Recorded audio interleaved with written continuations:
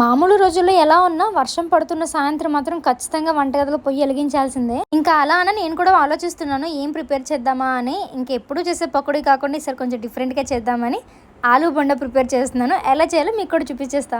కడాయి పెట్టుకుని oil heat అయిన తర్వాత కొద్దిగా జీలకర్ర, కొద్దిగా ఆవాలు, అలాగే కొద్దిగా పచ్చిమిర్చి, వెల్లుల్లి కూడా వేసుకుని ఫ్రై చేసుకోండి. ఆ తర్వాత 2 ఉల్లిపాయ ముక్కలు, అలాగే కొద్దిగా కరివేపాకు కూడా వేసుకుని ఫ్రై చేసుకోండి. వీటిని మరీ ఎక్కువగా అస్సలు ఫ్రై చేయకండి, కొద్దిగా లైట్ గోల్డెన్ కలర్ వస్తే చాలు. ఇప్పుడు ఇందులోనే ఒక చిటికెడు పసుపు వేసుకొని కొంచెం కలుపుకోండి. ఇవన్నీ బాగా ఫ్రై అయిపోయిన తర్వాత మ్యాష్ చేసి పెట్టుకున్న బంగాళదుంపలు కూడా అందులో వేసేసి కలిపేయండి. బంగాళదుంప అంతా మంచిగా కలిసేలా కలిపండి. ఇప్పుడు ఇందులోనే 1 స్పూన్ కారం, 1 స్పూన్ ఉప్పు కూడా వేసి కలుపుకోండి. మీ స్పైసెస్ ఇంకొంచెం ఎక్కువగా వేసుకోవాలనుకుంటే ఇంకొంచెం యాడ్ చేసుకోండి మీకు నచ్చినట్టు. ఆ తర్వాత ఇందులో ఒక బద్ద నిమ్మరసం కలుపుకోవాలి. దాంతోపాటు కొద్దిగా కొత్తిమీర కూడా వేసి ఒకసారి కలుపుకొని పక్కన పెట్టేయండి. నెక్స్ట్ ఈ స్టేజ్లోనే మీకు ఏమైనా ఉప్పు ఏమైనా తక్కువ అనిపిస్తే ఉప్పు కూడా కొంచెం యాడ్ చేసుకోండి.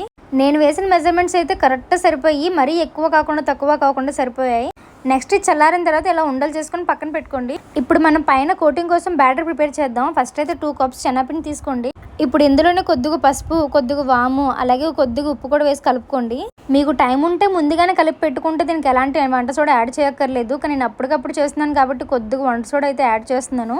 ఆ తర్వాత కొద్దిగా నీళ్ళు పోసుకుంటూ మనకు ఒక థిక్ బ్యాటర్ వచ్చేటట్టు ప్రిపేర్ చేసుకోవాలి. బ్యాటర్ అనేది మరీ ముద్దగా ఉండకూడదు, అలానే మరీ పల్చగా కూడా ఉండకూడదు. ఇలా చూపిస్తున్నట్టుగా ఇలా థిక్గా అనిపించాలి అంతే. ఇందులో ఒక్కొక్క బాల్స్ వేసుకుంటూ డైరెక్ట్గా మనం ఆయిల్లో వేసేసుకోవడమే.